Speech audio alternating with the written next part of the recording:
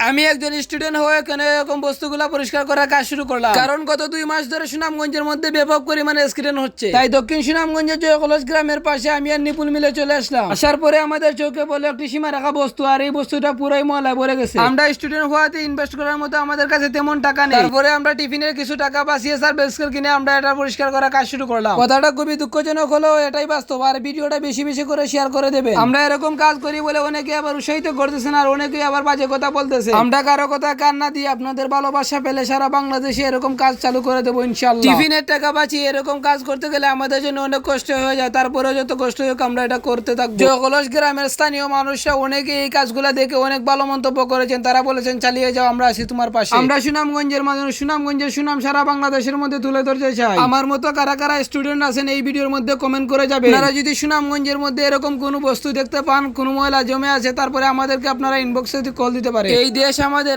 দেশকে আমরা এগিয়ে নিয়ে যেতে গেলে আমাদের পক্ষ থেকে কিছু কাজ করতে হবে। জানি মানুষ ভালো কাজের মূল্য দিতে জানে না, তারপরও আমরা কাজ করে যাব, কারো কথা শুনবো না ইনশাআল্লাহ। আমাদেরকে মানুষ মূল্য দিবে। আপনারা একটু চিন্তা করে দেখেন এই মাইল ফলকটা কতটুকু ময়লা ছিল আর এখন কতটুকু পরিষ্কার হয়েছে। আজকের মতো এখানে আমাদের পরিষ্কার করার কাজ শেষ। তারপরে জয়কলস গ্রাম থেকে কিছু ভাইয়ার আমাদের ভিডিও দেখেন, তারপরে তারা দ্রুত চলে আসলেন। ভালো থাকবেন সবাই।